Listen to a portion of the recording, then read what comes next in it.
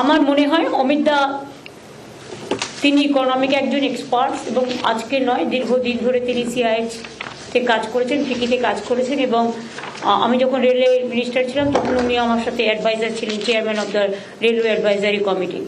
So he knows economy better than anybody else. ওনার হওয়া উচিত ছিল ভারতবর্ষের অর্থমন্ত্রী। যাই হোক, আমাদের উই আর লাকি যে আমাদের বাংলার অর্থমন্ত্রী হিসেবে কাজ করেছেন এবং এখনো আমাদের গাইড করে যাচ্ছেন।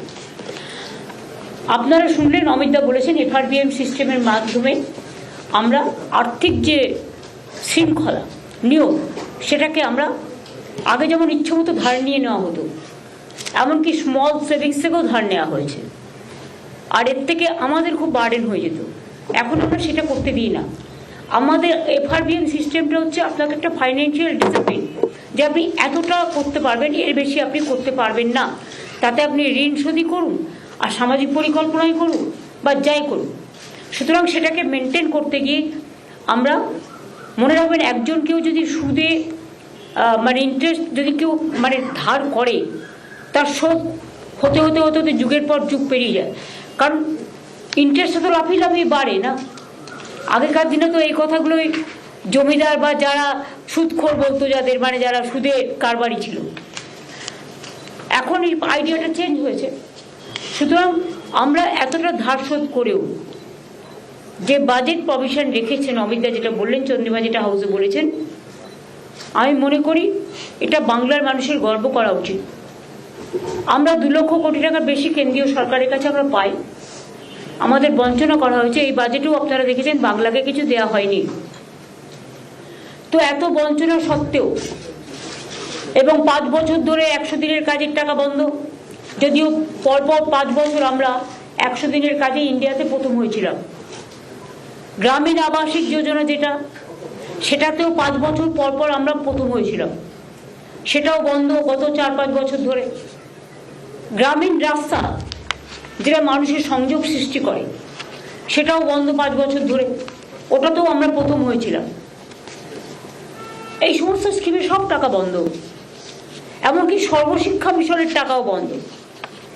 শিক্ষাক্ষেত্রে আপনারা দেখলেন এই বাজেটে কেন্দ্রীয় সরকার টাকা কমিয়ে দিয়েছে।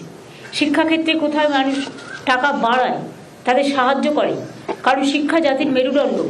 শিক্ষা মানুষকে শিক্ষা, স্বাস্থ্য, আশ্রয়, দুটো পেটে খাদ্য, এটাই তো মানুষের জীবনে বাঁচার সবচেয়ে বড় প্রেরণা। সুতরাং এইগুলো আমরা আমাদের সাধ্য মতো, আমাদের যতটুকু আমরা করতে পারি আমরা ততটুকুই বলি। আমরা কিন্তু এটা নয় যে ইলেকশন ইয়ার আসছে বলে আমরা কিছু বললাম সেটা করলাম না, তা নয়। আমরা যেটা বলি সেটা আমরা চালুও করে দিই সেই টাইমে। কারণ আমি মনে করি কথা দিয়ে কথা রাখাটা মানুষের বড় ধর্ম।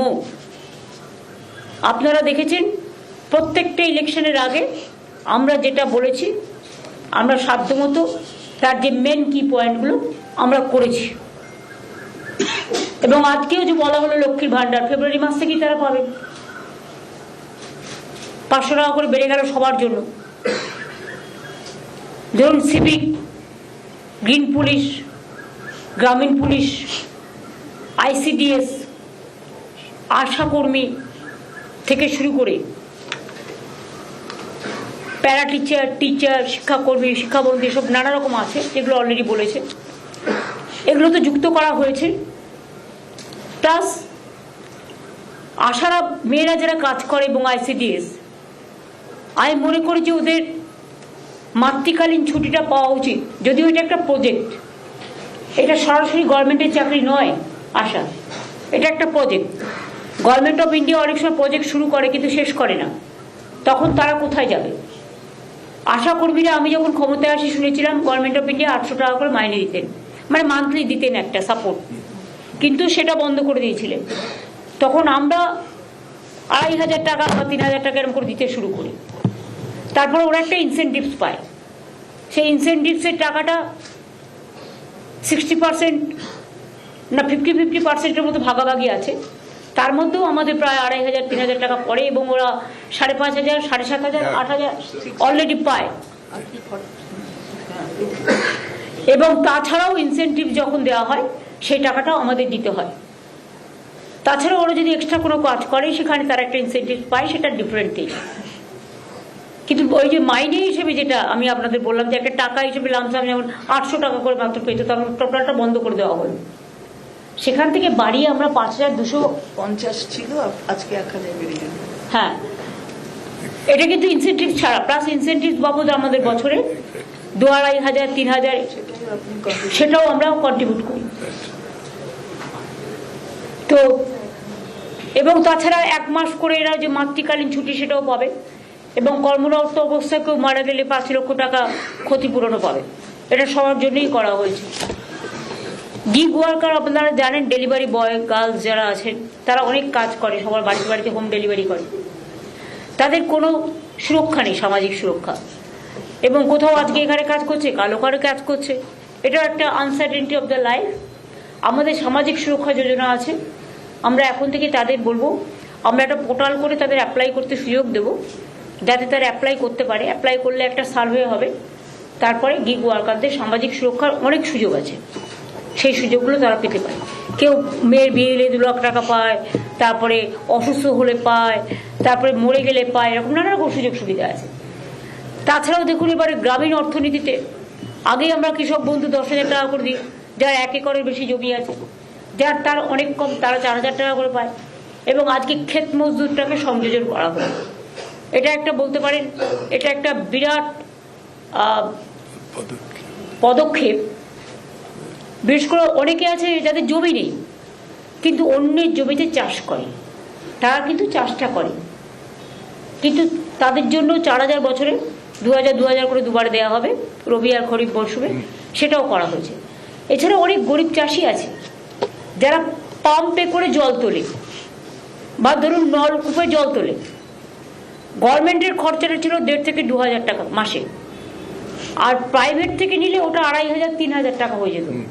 ফলে ওরা এক্সপ্লয়েটেডও হচ্ছিল, সেই জন্য তাদেরটা পুরো ফ্রি করে দেওয়া হলো, অর্থাৎ 1 পয়সাও এর জন্য দিতে হবে না। এটা একটা চাষি ভাই বোনেদের কাছে, এবং বিশেষ করে যারা গরিব চাষি, যারা পারে না জোগাড় করতে, তাদের জন্য একটা বড় পদক্ষেপ। এছাড়াও আমার মনে হয়, আপনি অমিতদা বলেছেন, তার সত্ত্বেও আমি আপনাদের বলি যে আমাদের বেকারত্ব, যেটা গভর্নমেন্ট অফ ইন্ডিয়া রিপোর্ট অনুযায়ী 45.65% কমে গেছে। এর জন্য আমি সব ডিপার্টমেন্টের কাছে, পশ্চিমবঙ্গ সরকারের সাধারণ মানুষের কাছে, ছাত্র যুবর কাছে, আপনাদের সকলের কাছে আমরা কৃতজ্ঞ।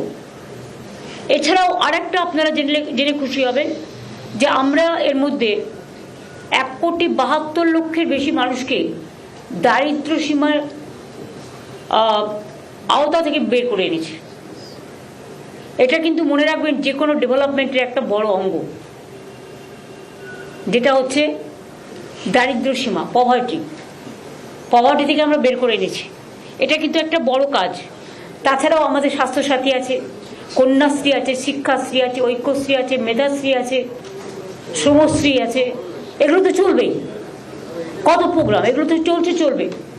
আমরা একটা প্ল্যান করেছি যে আমরা ভালো করে আন্তর্জাতিক হোক, ন্যাশনাল লেভেলেও যদি কেউ থাকে, বা স্টেট লেভেলে একটা সার্ভে করব, যতগুলো আমাদের টাউন আছে, হেডকোয়ার্টার টাউন, ইম্পর্টেন্ট টাউন, আমরা নামগুলো দিয়ে দিয়েছি। ফার্স্ট ফেজে এগুলো, পরে আবার অন্যগুলো করব। আমরা মডার্নাইজ করব, বাট কাউকে আমরা ভিকটিমস করব না। কোনো গরিব লোককে পাতে না মেরে আশ্রয়চ্যুত না করে কিভাবে করা যায়, সেই জন্যই সার্ভেটা আমরা করব। সার্ভে কমপ্লিট হলে আমরা কাজটা করব।